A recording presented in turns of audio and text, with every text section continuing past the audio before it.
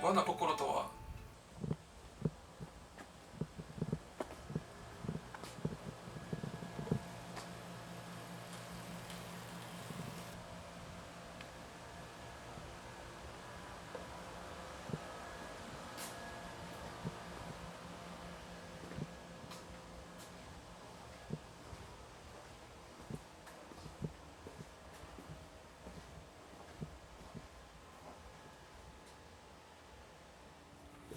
おはようございます。本日はよろしくお願いします。おはようございます。高木です。本日はよろしくお願いします。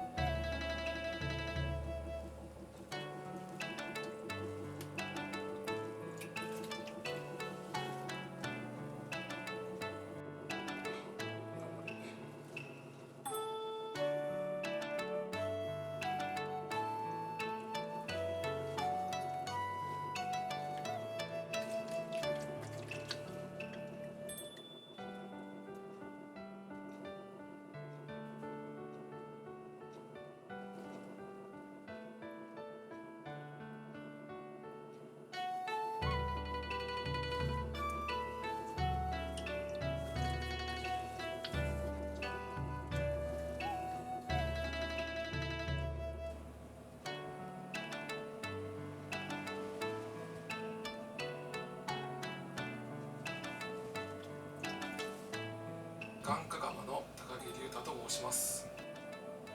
眼科釜は創業今年で142年になります。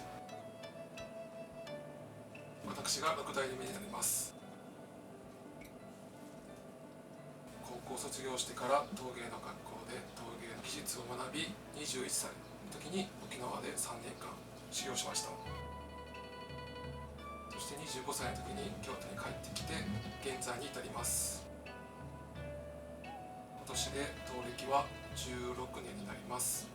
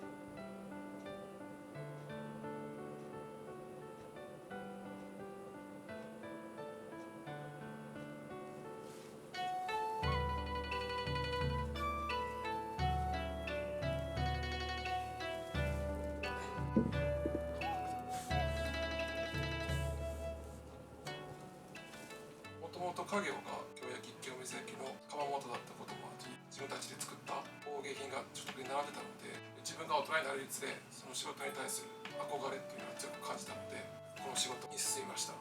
沖縄の海っていう部分をピックアップした作風、そして京都の伝統技法を生かした沖縄と京都の融合作品というものを作っています。より多くの方に京焼清水焼を使ってほしいという願望は強くあります。仕事で丁寧な仕事を心がけてるっていう部分でやっぱりどうしても高価になってくるっていうところはあるんですが、その工芸品とまた機械で作った大量生産の既製品との違いっていう部分をもっと感じてもらえるような必要が僕ら普段の仕事からでもやっぱ必要だと思いますし、こういった映像を通して発信していけたらと思っています。一つ一つ丁寧な仕事を心がけ使う方のことをイメージして物は作刀しております。私たちが作った器が食卓に花を添える、彩りを添えるような一つのアイテムになればいいなと思っています。我が心とは使う方への思いやりです。土から形ができ、一つ一つの工程に思いが込められて物は完成します。使う方への笑顔が一つのモチベーションです。